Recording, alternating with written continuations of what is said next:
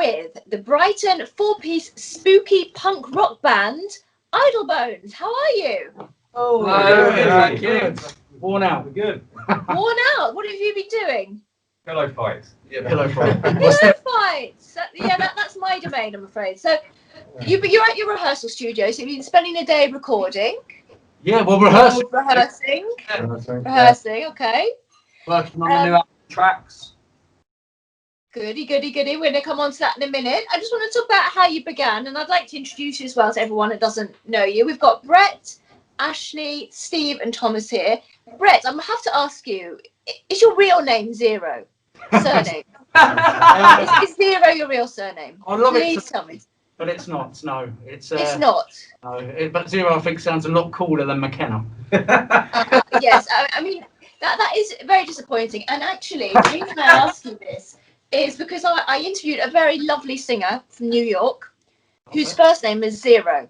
And I said to him, Zero, it's such a cool name. What was the name you were born with? And he said to me, no, I was actually born Zero. That's the name. It must have the coolest parents to call your child Zero. But now you've got the coolest surname, so well done for that. Yeah. Right, so you were formed. Didn't strike you. Formed 2017. Yes. So not that long ago. How did you form? Did you know each other all beforehand, or how did it happen? No, we just I met Ashley through Gumtree for an ad he put up.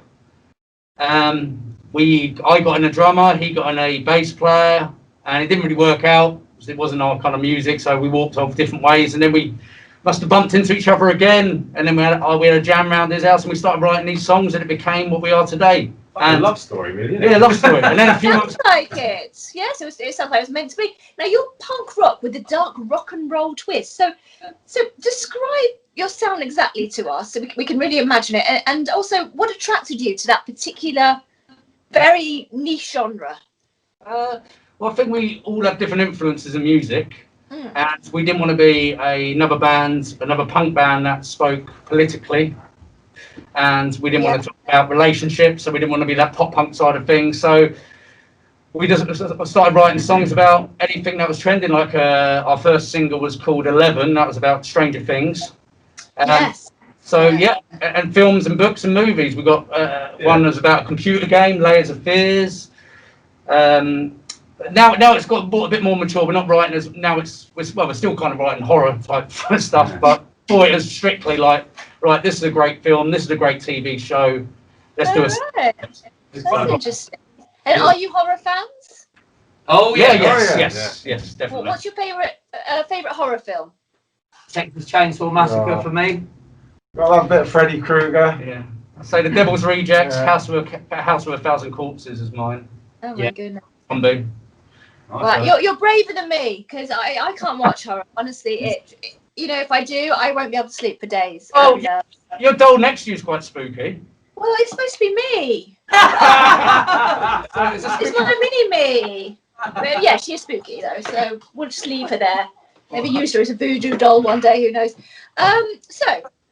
I think she looks nice. She's rocking backwards and forwards. Yeah, she's looking at me. I have to know. What are your live shows like? Because I've not seen you live. I'm not sure how much gigging you were able to do in the sort of short time you've been together before lockdown struck us. So what can we expect from live shows from you? Energy. And a lot of energy. We've had positive feedback on energy more than anything.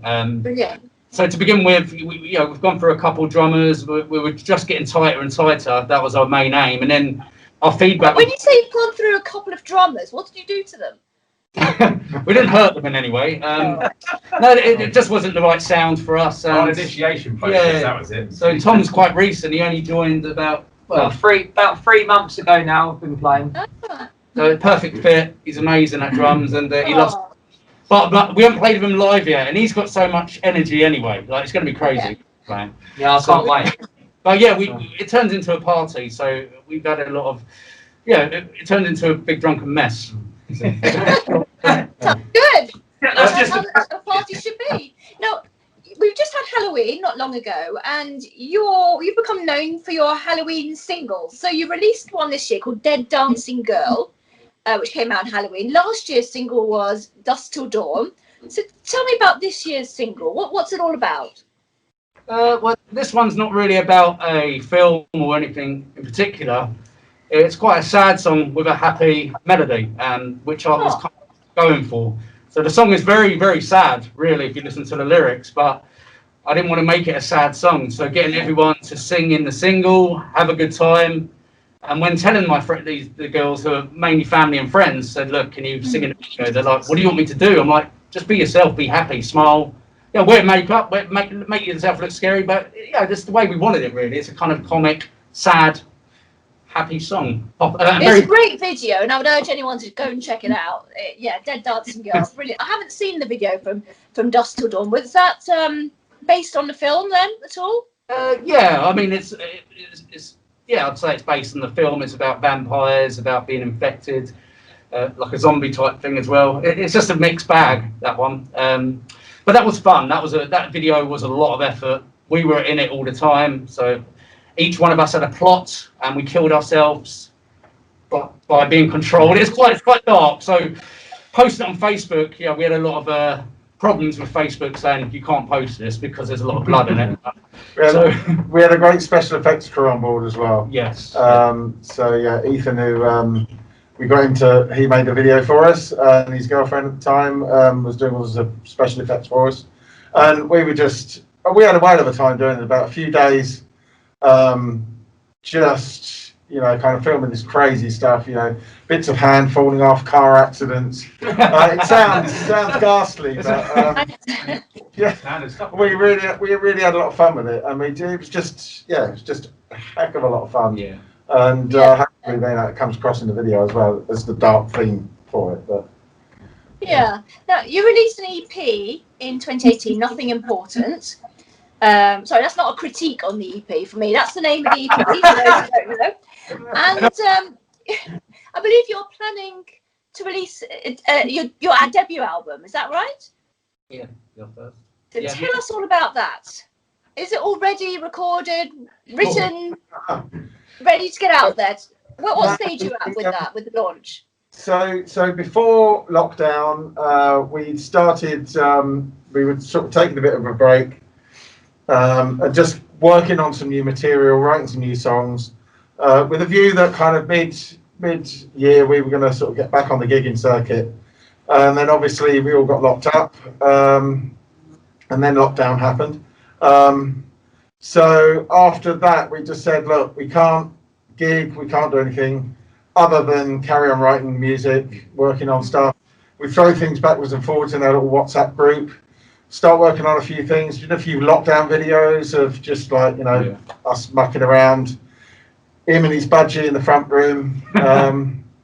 So we put those out on YouTube and Facebook. Yeah. Got quite a bit of interest. It was good fun to do. And then as lockdown eased off and we could sort of get together and rehearse again, we thought, well, let's actually come up with let's put an album together. We got Tom on board and we're like, let's do this. Let's put, let's say this is the beginning of Idle Bones as far as debut album. Let's get that going. So we started working on that. We recorded Dead Dancing Girl as a kind of a demo towards the album. So the idea, we're going to record a load of demos and then we'll go in and kind of really finesse those and then record an album properly either in the studio or certainly record all the drums and that in the studio.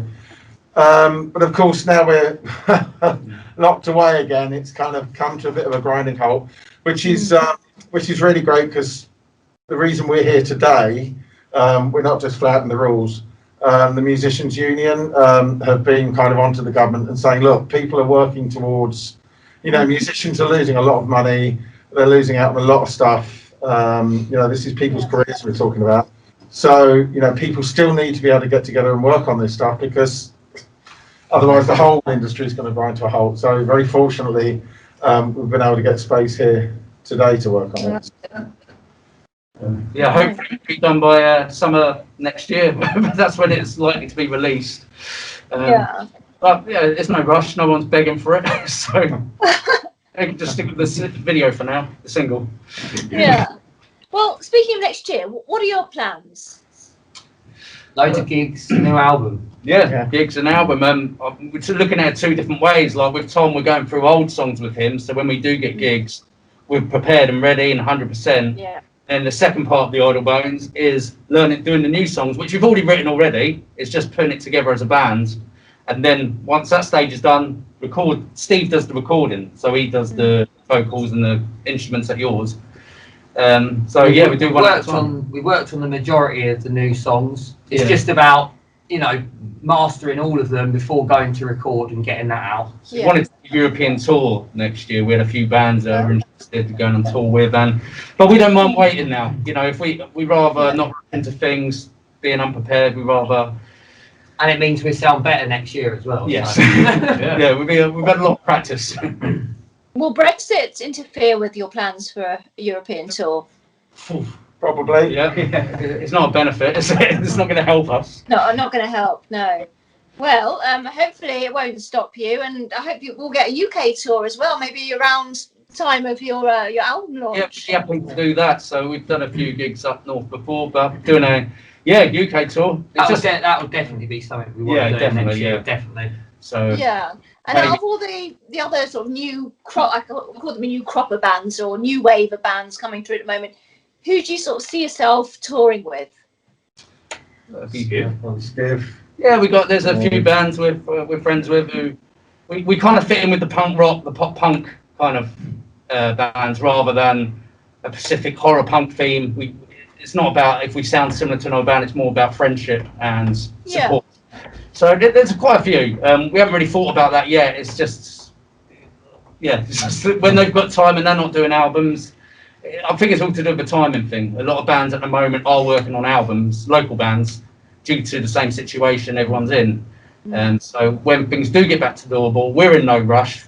If we get asked to play a gig, there'll be a lot of backlog, obviously, because there's so many bands pending. We'll be happy to go, all right, yeah, you want us to play? Yeah, we'll do that, but we really want to figure it out. It'll just be more organised this year, and rather than just rush into things like we have done in the past. Do you know a band called Creature? I've heard them as well. I think you need to get in touch with this band because they're based in Brighton. Oh, okay. Similar style to you. Oh, right. Yeah, I've definitely heard the name. Yeah. Look them up. I think you would be a good touring partners. But what do I know? So anyway, Nice. it's been really, really good chatting to you, and I hope everything goes well with the album launch and that it's not going to be delayed any further, and you get to launch next summer and go on a wonderful UK tour, all being well, Europe as well. I hope to see you live because I like the sound of what I've heard from you, and if you've got all that energy and that kind of dark punk goth feel on stage, I think it would be absolutely up my street, and I would love to see you. Oh, That'd be great. Thank you very much. It was lovely to meet you. Good meeting you guys. Thanks for talking to me. Best of luck with everything. Lots of love. Bye-bye. Bye-bye.